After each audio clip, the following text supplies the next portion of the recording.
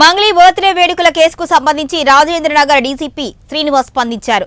చేవేళ్లలోని త్రిపుర రిసార్ట్లో ఎలాంటి అనుమతులు లేకుండా డీజే లిక్కర్ ఏర్పాటు చేశారు అని డీసీపీ తెలిపారు. Resort manager Sivaramakrishna, DG operator Meghanath, మంగ్లీతో పాటు దామోదర్ రెడ్డిపై కూడా కేసులు నమోదయ్యాయని వెల్లడించారు.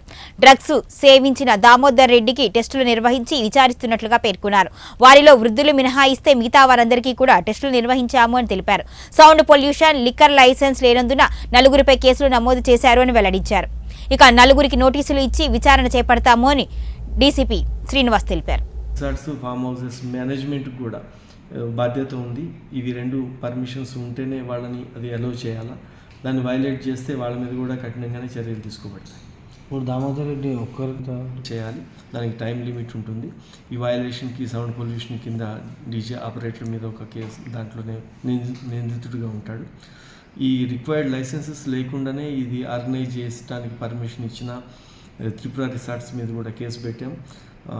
తర్వాత డ్రగ్లో ఎట్లాగూ టెస్ట్లో ఈ గంజా రాత్రి 12:45 తర్వాత చేవేళ్ల లిమిట్స్లో త్రిపుర రిసార్ట్స్లో సౌండ్ పొల్యూషన్ ఉంది, తర్వాత ఒక పార్టీ అవుతుంది అని చెప్పి ఇన్ఫర్మేషన్ ఉంది. దాన్ని వెరిఫై చేస్తే అది నాన్ పర్మిటెడ్ పార్టీ కాబట్టి as a routine practice police and SOT teams అన్ని చెక్ చేస్తుంటాయి ఫామ్ హౌసెస్, రిసార్ట్స్. అదేలో భాగంగా అక్కడికి వెళ్ళి చెక్ చేసినప్పుడు మంగ్లీ బర్త్డే పార్టీ అని చెప్పి తెలిసింది. ఒక 25 మెంబర్స్ ఉన్నారు. 9 మెంబర్స్ ఉమెన్ ఉండే, తర్వాత 16 మెంబర్స్ మేల్ ఉన్నారు. దీంట్లో అక్కడ లిక్కర్